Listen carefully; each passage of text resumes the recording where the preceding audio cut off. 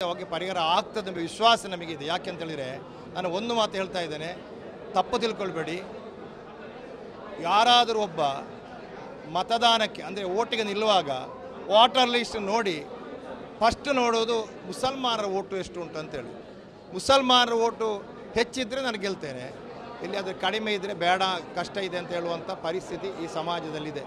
ಒಬ್ಬರು ನಾಯಕರು ಅದರ ಹೆಸರು ಹೇಳೋದಿಲ್ಲ. ನನ್ನ ಹತ್ರ ಒಬ್ಬರು ಹೇಳಿದರು ಒಂದು ದಿವಸ, ನಮ್ಮ ಮುಸಲ್ಮಾನ ಸಮುದಾಯದ ನಾಯಕರು ಹಿಂದೂ ಸಮುದಾಯದ ನಾನು ಭಾಳಷ್ಟು ಗೌರವಿಸುವಂಥ ಈ ಜಿಲ್ಲೆಯವರಲ್ಲ, ಅವರು ಹೊರಗಿನ ಜಿಲ್ಲೆಯವರು ಹೇಳಿದರು, MS ಮಹಮ್ಮದರೇ, ನಿಮ್ಮ ಮುಸಲ್ಮಾನರು ಇರುವುದರಿಂದ ನಮ್ಮ ಕೆಲವರಿಗೆ ನಮ್ಮ ಠೇವಣಿಯಾದರೂ ಸಿಗ್ತದೆ ಅಂತ ಹೇಳುವಂಥ ಮಾತನ್ನು ಹೇಳಿದ್ದಾರೆ. ಅವರು ಸತ್ಯವಾದಂಥ ಮಾತು. ನಾನು ಅವರಿಗೆ ಶೇಕ್ ಹ್ಯಾಂಡ್ ಮಾಡಿದೆ, ಅವರ ಅಭಿನಂದನೆ ಕೊಟ್ಟೆ. ಇಂಥ ಪರಿಸ್ಥಿತಿಯಲ್ಲಿ ನಮ್ಮ ಸಮುದಾಯಕ್ಕೆ ಈಗ ನೋಡಿ, ಮೊನ್ನೆ ಅಬ್ದುಲ್ ರಹಮಾನ್ ಒಬ್ಬರಲ್ಲ, ಜಬ್ಬಾರ್ ತಾಲೂಕು ಪಂಚಾಯತ್ ಅಧ್ಯಕ್ಷರಾಗಿರುವಾಗ ಚೇಂಬರಲ್ಲಿ ಅವರ ಹತ್ಯೆ ಆಯಿತು. ನಿಮಗೆ ಗೊತ್ತಿರ್ತಲ್ಲ. ಜಲೀಲ್ ಕರೋಪಾಡಿ, ನನ್ನ ಕ್ಷೇತ್ರ ಕರೋಪಾಡಿ, ಒಬ್ಬ ಗ್ರಾಮ ಪಂಚಾಯತ್ ಉಪಾಧ್ಯಕ್ಷನಾಗಿ ನನ್ನ ಆತ್ಮೀಯ ಸ್ನೇಹಿತ, ಅವನನ್ನು ಚೇಂಬರ್ ಒಳಗೆ ಕೊಲೆ ಮಾಡುವಂಥ ಆಯಿತು. ಅದೇ ರೀತಿ ಬೇರೆ ಬೇರೆ ಇನ್ನು ಹೆಸರಲ್ಲಿಗೆ ನಾನು ಹೋಗೋದಿಲ್ಲ. ಮೊನ್ನೆ ಇಲ್ಲಿ ಕುಡುಪು ಇಲ್ಲ ಆಯಿತು, ಮತ್ತೊಂದು ಆಯಿತು, ಏನೋ ಅನೇಕ ಹತ್ಯೆ ಆಯಿತು. ಆದರೆ ನೀವು ಪ್ರಶ್ನೆ ಮಾಡ್ಬೋದು, ಆದರೆ ಹಿಂದೂಗಳದ್ದಾಗಲಿ. ನಾನು ಇವತ್ತು ಹೇಳ್ತಾ ಇದ್ದೇನೆ, ಹಿಂದೂಗಳನ್ನು ಕೂಡ ಕೊಲೆ ಮಾಡಬಾರ್ದು, ಮುಸಲ್ಮಾನರು ಕೊಲೆ ಮಾಡಬಾರ್ದು, ಕ್ರೈಸ್ತರನ್ನು ಕೂಡ ಕೊಲೆ ಮಾಡಬಾರ್ದು. ನಮಗೆ ಕೊಲೆ ಮಾಡೋದು ಅಧಿಕಾರವನ್ನು ದೇವರು ಕೊಟ್ಟಿಲ್ಲ, ದೇವರು ಸೃಷ್ಟಿ ಮಾಡಿದ್ದಾನೆ. ದೇವರೇ ನಮ್ಮನ್ನು ಅಂತ್ಯ ಮಾಡಬೇಕಲ್ಲದೆ ನಮಗೆ ಯಾರಿಗೂ ಅಧಿಕಾರ ಇಲ್ಲೆಂಬುದನ್ನು ನಂಬಿಕೊಂಡಂಥ ಒಬ್ಬ ಪ್ರಾಮಾಣಿಕ ಒಬ್ಬ ಪಕ್ಷದ ಕಾರ್ಯಕರ್ತನಾಗಿ, ಒಬ್ಬ ನಿಜವಾದ ಮುಸಲ್ಮಾನನಾಗಿ ನಾನು ಇವತ್ತು ಹೇಳ್ತಾ ಇದ್ದೇನೆ, ನಮಗೆ ಅವರು ಯಾರನ್ನು ಕೂಡ ಹತ್ಯೆ ಮಾಡುವಂಥ ವಿಚಾರ ಇಲ್ಲ. ನಾನು ಈಗ ಅವರಲ್ಲಿ ಕೂಡ ಹೇಳಿದೆ, ಮೊನ್ನೆ ಅಬ್ದುಲ್ ರಹಮಾನ್ ತೀರಿ ಹೋದಲ್ಲ, ಅವನ ಮಗಳ ತಲೆಯನ್ನು ಬಾಚಿ ಅವ ಸಂಭ್ರಮಿಸಿದಂಥ ಫೋಟೋವನ್ನು ನಾನು ನೋಡಿದೆ.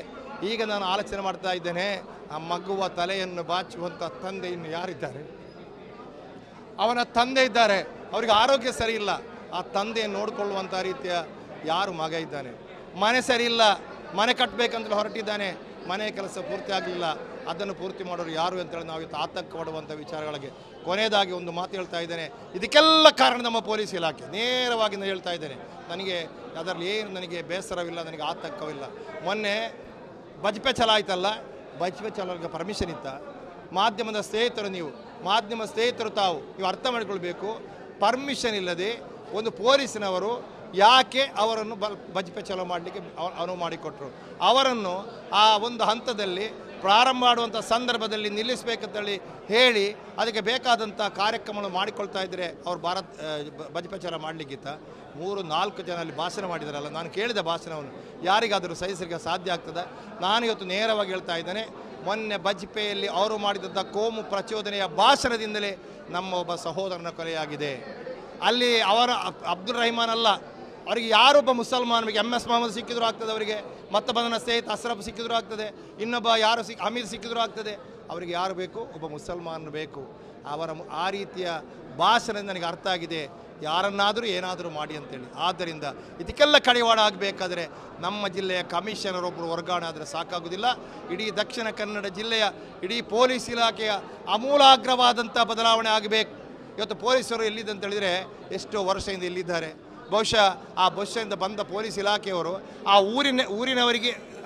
ಊರಿನವರಿಗಿಂತ ಹೆಚ್ಚ ಅವರು ಪ್ರಭಾವಿಯಾಗುವಂಥ ರೀತಿ ಅವಕಾಶಗಳಾಗಿದೆ. ಇದಕ್ಕೆ ಕಡಿವಾಣ ಆಗಬೇಕು. ನಾನು ಒಂದು ಹೇಳ್ತಾ ಇದ್ದೇನೆ, ನಮ್ಮ ದಕ್ಷಿಣ ಕನ್ನಡ ಜಿಲ್ಲೆ ಸೌಹಾರ್ದತೆಗೆ ಒಂದು ರೀತಿಯ ವಿಶೇಷವಾದಂಥ ಮಹತ್ವವನ್ನು ಮುಂದಿನ ದಿನಗಳಲ್ಲಾದರೂ ಕೂಡ ನಾಯಕರುಗಳು ಅದಕ್ಕೆ ಆದ್ಯತೆ ಕೊಡಬೇಕು. ಎಲ್ಲ ಸಮುದಾಯದ ನಾಯಕರು ಆದ್ಯತೆ ಕೊಡಬೇಕು. ನಮ್ಮ ಸಮುದಾಯದ ಯಾರು ಯುವಕರು ಆ ರೀತಿಯ ವರ್ತನೆ ಮಾಡ್ತಾರೆ ಅವರನ್ನು ಕಂಟ್ರೋಲ್ ಮಾಡುವಂಥ ಕೆಲಸವನ್ನು ನಮ್ಮ ಸಮುದಾಯ ಮಾತ್ರ ಅಲ್ಲ, ಎಲ್ಲ ಸಮುದಾಯದವರು ಮಾಡಬೇಕು. ಎಲ್ಲ ಪಕ್ಷದವರು ಮಾಡಿದಾಗ ಮಾತ್ರ ನಾವು ಶಾಂತಿಯಿಂದ ನೆಮ್ಮದಿಯಿಂದ ಬದುಕುವಂಥ ಅವಕಾಶಗಳಾಗ್ತದೆ ಎಂಬುದು ನನ್ನ ವೈಯಕ್ತಿಕವಾದಂಥ ಅಭಿಪ್ರಾಯ. ರಾಜೀನಾಮೆ ವಿಚಾರದಲ್ಲಿ ಈಗ ಹಿರಿಯ ನಾಯಕರುಗಳು ಏನು ಹೇಳಿದ್ರು ಮತ್ತು ಇಲ್ಲಿ ಏನೇನಾಯಿತು? ಹಿರಿಯ ನಾಯಕರು ಹೇಳಿದ್ದಾರೆ. ನನಗೆ ಕೂಡ ಜಮೀರ್ ಅಹಮದ್ ಫೋನ್ ಮಾಡಿದ್ರು, ಈಗ ಸಭೆ ಪ್ರಾರಂಭ ಆಗುವಾಗ ನೀವು ಏನಾದರೂ ಆಕ್ರೋಶವಾಗಿ ಅಥವಾ ಬೇರೆ ಬೇರೆ ನಿರ್ಧಾರ ತೆಕ್ಕೊಳ್ಬೇಡಿ, ನಾವೆಲ್ಲ ನಿಮ್ಮೊಟ್ಟಿಗೆ ಇದ್ದೇವೆ. ನಾನು ಒಂದು ಕೆಲವೇ ದಿವಸದಲ್ಲಿ ಬರ್ತೇನೆ, ಅವರ ಮನೆ ಕೂಡ ಭೇಟಿ ಕೊಡಬೇಕು. ಅಲ್ಲಿಗೆ ನನ್ನ ಹತ್ರ ಹೇಳೋದು, ಅವ್ರು ಹೇಳಬೇಡಿ ಅಂತ ಹೇಳಿದ್ದಾರೆ ವೇದಿಕೆಯಲ್ಲಿ. ಅಲ್ಲಿಗೆ ನನ್ನಿಂದ ಆದಂಥ ಒಂದು ರೀತಿಯ ಆರ್ಥಿಕ ಸಹಾಯ ಅದನ್ನು ಕೂಡ ನಾನು ಮಾಡ್ತೇನೆ. ನೀವು ಬೇರೆ ಬೇರೆ ನಿರ್ಧಾರ ತೆಕ್ಕೊಳ್ಬೇಡಿ. ನಿಮ್ಮ ಏನು ಬೇಡಿಕೆಗಳಿವೆ ಅದನ್ನು ನಮ್ಮ ಮುಖ್ಯಮಂತ್ರಿಗಳ ಹತ್ರ ಈಗಾಗಲೇ ಮಾತಾಡಿ ಅದನ್ನು ಪರಿಹಾರ ಮಾಡುವಂಥ ಕೆಲಸವನ್ನು ಮಾಡ್ತೇವೆ ಎಂಬ ಮಾತನ್ನು ಜಮೀರ್ ಅಹಮದ್ ಹೇಳಿದ್ದಾರೆ. ಅದು ಮಾತ್ರ ಅಲ್ಲ, ದಿನೇಶ್ ಗುಂಡೂರಾವ್ ಮತ್ತು ಹರಿಪ್ರಸಾದರನ್ನು ನಮ್ಮ ಜಿಲ್ಲೆಗೆ ಮುಖ್ಯಮಂತ್ರಿಗಳು ಕಳುಹಿಸುವಂಥ ಕೆಲಸವನ್ನು ಮಾಡ್ತಾ ಇದ್ದಾರೆ.